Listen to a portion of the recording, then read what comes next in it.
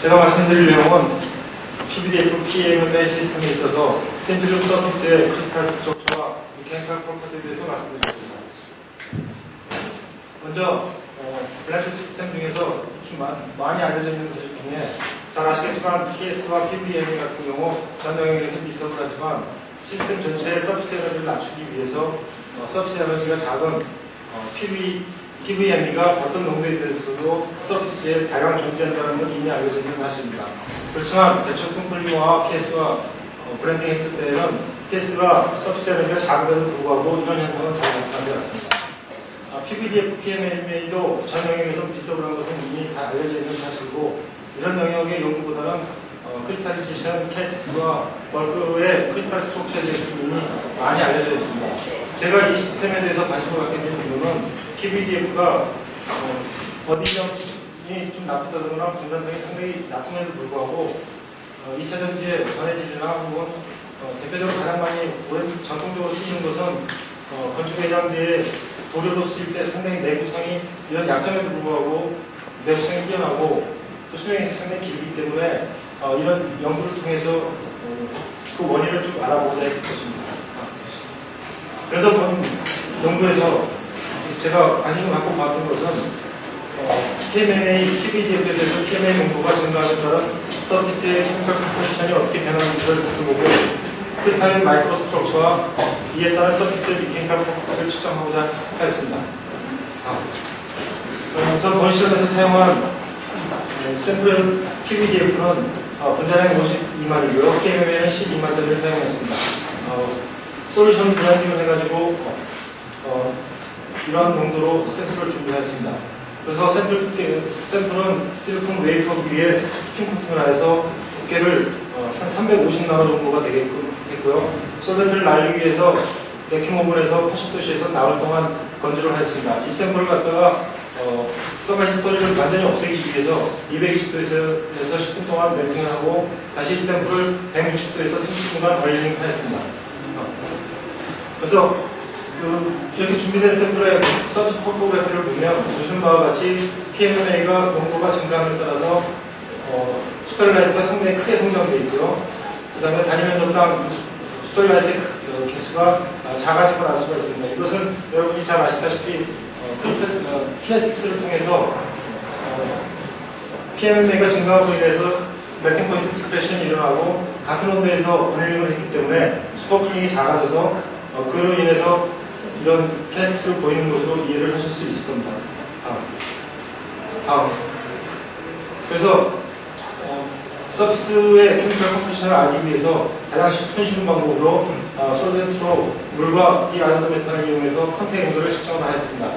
보시는 바와 같이 PMMA와 PVDF는 레퍼런스 값이 서비스 에너지가 30 mJ/스퀘어미터가 나오는데 저희가 측정한 값은 이것보다 다소 많은 값을 나타내고 있습니다. 이것으로부터 가격적으로나 탑 서비스는 상당히 변질이 많이 됐다라고 판단을 할 수가 있습니다. 보다 더 정밀한 케미컬 컴포지션을 보기 위해서 XPS를 실행하였습니다. 보시는 바와 같이 PMMA 농도가 증가함에 따라서 PMMA 내에 존재하는 옥시전의 피크가 증가함을 알 수 있고 이것으로부터 서비스에 어느 정도 부분의 PMMA는 존재한다는 걸 알 수가 있습니다.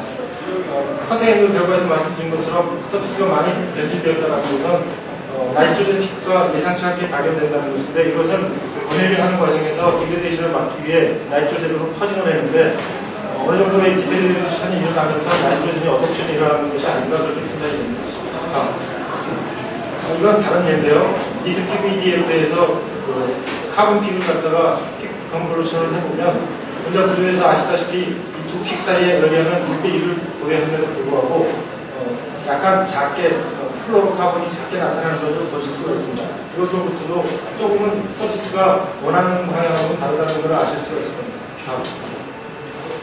그리고 깊이에 따른 어떤 케미컬 컴포지션을 알기 위해서 테이크오브 앵글을 20도에서 80도까지 달리하면서 앵글 리졸브 XPS를 했습니다.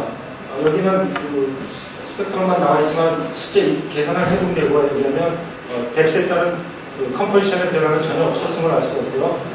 그래서 컴포지션의 정면 분석을 하기 위해서 이렇게 각 원소별로 내로 스캔을 하고 이 에리어를 전부 적분을 해서 XPS에 사용하는 센스티브 팩터를 구한 다음에 정량 분석을 해보았습니다.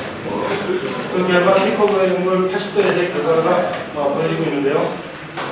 여기에서 옥시전을 모니터링하기 위해서 저희가 팩터를 줄 때 옥시전이 가장 많이 검출될 수 있도록 조절을 해봤습니다. 그렇지만 그럼에도 불구하고 저희가 몰레이션으로 계산한 거에 비해서는 옥시전이 상당히 작게 나타나는 걸 알 수가 있습니다. 이 결과로부터 저희가 알 수 있는 것은 PVDF PMA 시스템에 있어서는 어떤 특별한 컴포넌트가 서비스에 대량 존재하지는 않는다는 걸 알 수가 있고, 엄밀하게 좀 얘기를 한다 보면 그래도 서비스 에너지가 작은 PVDF가 조금은 리치하지 않은가 그렇게 판단이 됩니다. 다음. 앞에서 말씀드린 것 같은 그 케미칼 컴포넌트와 더불어 크리스탈 스트럭처를 확인하기 위해서 그레이징 인스턴스 엑스레이 디프렉션을 적용하였습니다. 잘 아시겠지만 그레이징 인스턴스 엑스레이 디프렉션은 주사하는 그 포톤이 엑스레이를 사용할 경우에 상당히 에너지가 에너지틱하기 때문에 그 미디엄에서의 굴절율이 1보다 작아집니다. 그래서 굴절율이 1보다 작아지기 때문에 특정한 크리티컬 앵글 이하로 조사를 하게 되면 서피스에서 엑스레이가 토탈리 리플렉션을 일으키게 됩니다. 그래서 수십 나노 영역에 관계되는 정보를 얻을 수가 있고, 비록 샘플 스캐터링 볼륨은 작지만 충분한 정보를 얻을 수가 있습니다.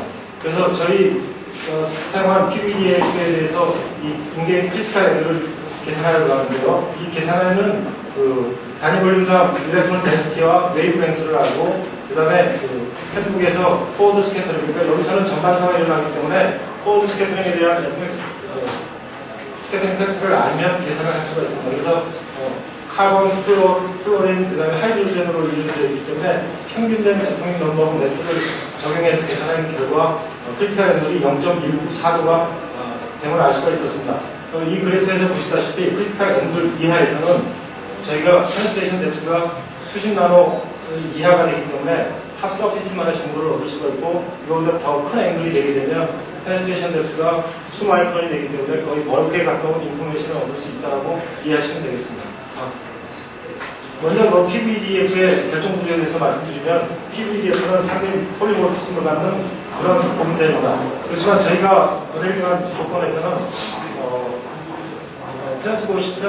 스트레스 98의 백본을 갖는 알파 폼의 결정 구조가 되겠습니다. 그래서 알파 폼의 결정 구조는 콘스탄트 중에서 베타 값이 97도인 모노클리닉 구조를 갖습니다. 그래서 이 알파 폼인 경우에는 100픽, 200, 110픽이 도미넌트하게 나타나는 걸 알 수가 있죠. 그 다음에 PVDF의 경우에 있어서는 트위스팅 되면서 라멜라가 성장하는데 라멜라의 성장 방향은 비축이 되겠습니다. 그래서 일반적인 PVDF의 그 랜덤한 파워 페이지와 심플룸으로 만들어진 저희 샘플을 비교하기 위해서 같이 디프렉토그램을 오버래핑 해봤습니다. 여기서 심플룸에 입사된 세타 값은 0.18도로서 서피스만의 정보가 막 나왔다고 보시면 되겠습니다. 멀크에서는 아까 말씀드렸다시피 100, 020, 110 피크가 도미넌트하게 나타나는 데 반해서 심플룸인 경우에는 100 피크가 현저하게 증가함을 알 수 있습니다. 엑스레이를 하신 분은 다 아시겠지만 이렇게 피크가 도움된다는 얘기는 상당히 오리엔테이션이 많이 일어났다는 것을 알 수가 있습니다. 그래서 저희가 생각한 니트 PVDF 5% 포함되고 10% 포함된 각각의 샘플에 대해서 한쪽은 크리티컬 앵글보다 작은 서피스만의 정보를 갖고 있는 0.18도에 대한 스펙트럼과 벌크 정보를 갖고 있는 0.6도에 대한 스펙트럼을 보여드리고 있는데요. 각각에 대해서 디테일 피크와 할로우 부분을 갖다가 피크 컨버루션을 해가지고 각각 에어리어를 이용해서 결정하다고 하게 되는 크리스탈리티 인덱스, 그 다음에 오리엔테이션에 따른 TV의 FWH를 가지고 CSP라고 명명을 해서 계산을 해봤습니다. 그래서 결정하다고 관계되는 CI를 갖다가 비교를 해본 결과 맨 위에서 보시면 이 부분은 호모폴리머입니다. PVDF 니트를 갖다가 측정한 결과는 크리티컬 앵글 이하 0.68도에서 한 것이나 0.2도에서는 차이가 없습니다. 이것부터 호모폴리머인 경우에는 멀티나 서비스나 별 차이가 없다는 걸 알 수가 있는데요. PMMA가 들어감으로 인해서 포함됨으로 인해서 CI를 비교해보면 크리티컬 앵글을 전후에서 현격한 변화가 일어납니다. 다시 말씀드리면 벌크 쪽에 디프렉션 패턴에서 얻을 수 있는 픽을 비교해보면 크리스탈리티가 현저하게 떨어짐을 알 수가 있습니다. 10%인 경우에도 아주 이렇게 변화가 있는데 이 5% 정도가 10%의 차이가 있는 것은 오리엔테이션 효과가 있기 때문에 절대적으로 비교를 할 수 없는 편입니다. 이 결과로부터 우리가 알 수 있는 것은 PMMA가 폴리머 서브스트레이트 인터페이스 부분에 상당히 많이 존재한다는 걸 알 수가 있고, 이것으로부터 역으로 서피스, 에어 서피스 쪽에는 PMMA, PVDF가 다소 과량이 있지 않을까라고 추정을 할 수가 있을 것입니다. 그 다음에 또 한 가지 재미있는 사실은요, 디프렉션 키크에서 키크 브로드닝이 일어나는 원인은 여러 가지가 있습니다. 소스 자체가 코헤런스가 굉장히 떨어진다든지, 크리스탈 자체가 디스토션 된다든지, 혹은 크리스탈이 임퍼펙트 할 경우 굉장히 브로드해집니다. 또 한 가지 요인으로는 크리스탈이 굉장히 작아질 때 픽이 굉장히 브로드해지는데요. 그러면 10% 포함했을 때 이게 FWHM이 상당히 작아지는 이유는 무엇일까? 앞에 부분은 포함된다고 하시지만 크리스탈 사이즈에 관한 부분은 어찌됐든 밀접을 하다고 해도 PMMA 부분은 결정 부분에서 빠져나가기 때문에 PMMA는 인피니티로 존재하여 크리스탈 성장에 상당히 저해 요소가 됩니다. 그렇기 때문에 이런 10%가 포함된 시스템에서 크리스탈 사이즈가 굉장히 커졌다는 건 말을 할 수가 없고, 이걸 종합적으로 보면 그럼 왜 이렇게 피부가 작아졌느냐라는 것은 오리엔테이션 때문에 그렇다고 판단이 됩니다. 이 얘기는 뭐냐면 PVDF는 상당히 트위스팅이 많이 일어나는 대표적인 폴리머 중에 한 가지인데, 그 전에 보고서에 벌크 시스템에도 그런 정보가 있지만 PMMA가 들어감으로 인해서 상당히 오리엔테이션이 작게 일어납니다. 그러니까 이것으로 인해서 10% 들어간 샘플에서의 서피스 쪽은 상당히 오리엔테이션이 합격하게 일어나서 이 FWHM이 작아진 것으로 추정이 됩니다. 지금까지 이제 마이크로 스트럭처에 대해서 말씀드렸고요. 이렇게 심플로 제조된 브랜드 시스템의 미케니컬 프로퍼티를 측정하기 위해서 저희는 나노 인덴테이션이라는 새로운 방법을 적용을 했습니다. 나노 인덴테이션은 오래전부터 일라스틱 미케닉스에서 계산해 왔고 메탈에서 많이 사용되는 방법인데, 일라스틱한 물질과 물질 사이에 힘을 가하고 그 둘 사이에 디스플레이스먼트를 갖다가 이렇게 매핑하면 이런 관계를 보입니다. 인덴테이션 혹은 JKR 같은 경우도 마찬가지겠지만 두 가지 요소로 되는데 로딩 부분과 언로딩 부분이 있습니다. 인덴테이션에서는 이 언로딩 부분의 커브를 이용해가지고 이 스테이트리스나 모듈러스나 하드니스를 측정하게 됩니다. 그때 스탠다드 샘플을 이용해서 적당한 두께에서 리얼 컨택 에어리아를 캘리브레이션을 해주게 되면 그 리얼 컨택 에어리아를 가지고 이런 불성비를 확인할 수가 있는데요. 저희가 사용한 인덴터의 팁은 비교적 심플룸이기 때문에 플랫한 팁하고 가장 가까운 멜코피치 팁을 사용을 하였습니다. 멜코피치 팁은 어떻게 보면 한 140도 되는 그런 팁인데, 깊이 방향에 대해서 레트럴 방향으로의 디멘션이 한 7.5배 되기 때문에 가지고 있는 팁 중에서는 가장 플랫한 팁이라고 할 수가 있습니다. 그래서 이 이미지는 인덴팅 하기 전후의 STM 이미지입니다. 팁을 가지고 했기 때문에 이미지가 좋지는 않지만, 로드에 따라서 이 플라스틱 디포메이션 하고 난 다음에 레지듀를 이렇게 보실 수가 있는데요. 삼각형의 레지듀가 플라스틱 디포메이션 하는 게 남아있음을 아실 수가 있을 겁니다. 그래서 브랜드 시스템에서 신필름을 만들었기 때문에 미케니컬 프로퍼티를 직접 측정하기에는 약간 문제가 있어서, 문제가 있다기보다는 정확한 해석을 하기 위해서 저희가 브랜드 시스템을 사용한 PMMA와 PVDF를 조건을 달리해가지고 미케니컬 프로퍼티를 측정해봤습니다. 그래서 보시는 것처럼 샘플은 어떻게 만들었냐면 PVDF인 경우에는 똑같은 조건으로 멜팅을 시키고요. 그 다음에 열처리 방법을 달리했는데, 펜칭 방법은 멜팅 이후에 무슨 나이트로를 직접 넣어서 펜칭을 시켰고, 두 번째 샘플은 슬로우 쿨링을 시켜서 상온으로 슬로우 쿨링을 시켰고, 마지막 샘플은 역시 160도에서 160도로 갔습니다. 그래서 모듈러스를 측정한 같은 걸 보시면 PMMA가 아모포스 PVDF라고 생각되는 펜칭 샘플보다는 역시 큰 모듈러스를 갖고 있습니다.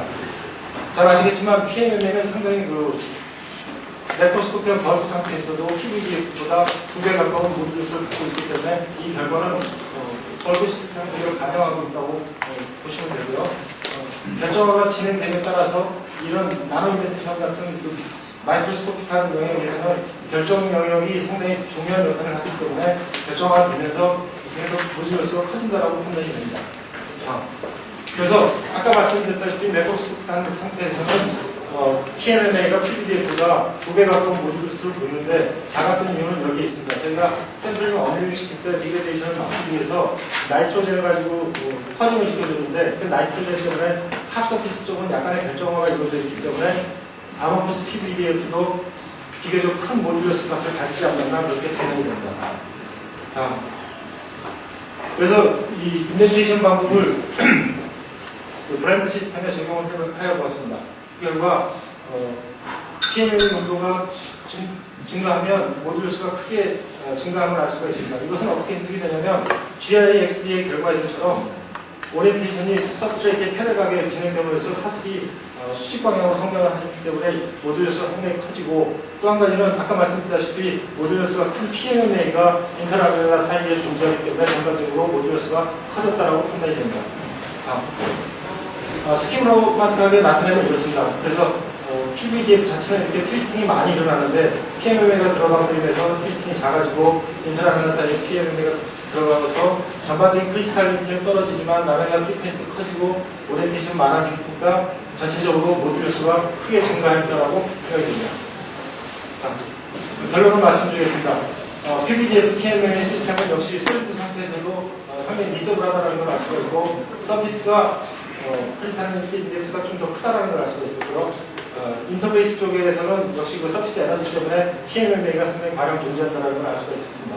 그 다음에 PMMA가 포함되고 또 라멜라 오리엔테이션 때문에 전반적으로 서비스 미케니컬 퍼포먼스가 굉장히 증가했다고 볼 수가 있고 여러분이 말씀드렸던 바와 같이 이렇게 PVDF에 PMMA 같은 압축력 플리머가 포함되는 것에 인해서 웨팅성이 상당히 개선이 되고 그 다음에 임팩트 같은 충격의 내구성이 굉장히 증가하는 것으로 이해가 됩니다. 이상입니다.